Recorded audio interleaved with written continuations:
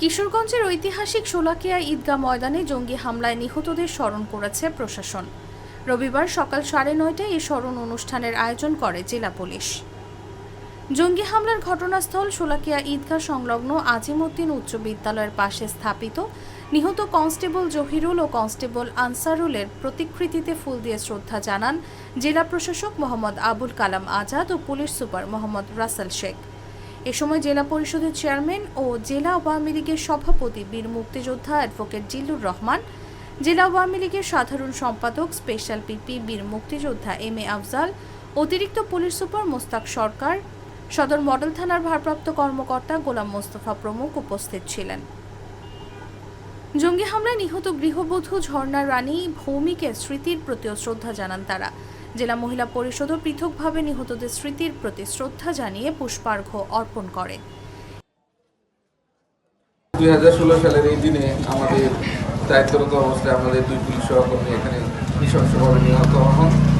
আমাদের একজন ভদ্রমহিলাও পার্শ্ববর্তী বাড়ির আপনারা জানেন গুলিবিদ্ধ হয়েছিলেন, নিহত হয়েছিলেন।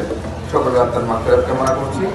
আসলে আমরা যারা সরকারি কর্মচারী আমরা দায়িত্ব পালনে সবসময় তৎপর থাকি, নিষ্ঠার সাথে দায়িত্ব পালনে সচেষ্ট থাকি। তারপরেও অনাকাঙ্ক্ষিত এরকম ঘটনা ঘটে। জঙ্গি হামলা কোনোদিনই গ্রহণযোগ্য ছিল না। এই দেশে আমরা সকল মানুষ স্বাধীনভাবে নির্ভীকভাবে এখানে বসবাস করবো, এটা একটা স্বাভাবিক বিষয়। তারপরে এত বড় একটা দুর্ঘটনা ঘটেছে। এরপর থেকে আমরা সবসময় সতর্ক থাকি। শোলাকিয়া যখন আমাদের সময় হয়, এই দিন আসে, আমরা এই অঞ্চলের মানুষ সুখাপিত হয়। আমরা এইরকম ঘটনা আর চাই না। এই দেশ কোনোদিন জঙ্গিবাদীর দেশ ছিল না। এই দেশ যারা জঙ্গিবাদীর দেশ না হয় সে বিষয়ে আমাদের সচেষ্ট থাকতে হবে। আমরা সবাই সতর্ক থাকবো। আর আমাদের সরকারি কর্মচারী যারা আমরা আছি, আমরা নিষ্ঠার সাথে দায়িত্ব পালন করেছি, এখনও করছি, ভবিষ্যতে ইনশাআল্লাহ করবো। আপনারা সবাই আমাদের পাশে থাকবেন। আমাদের দুইজন সহকর্মী যারা মারা গিয়েছেন ওনাদের আত্মার মাগফিরাত কামনা করছি।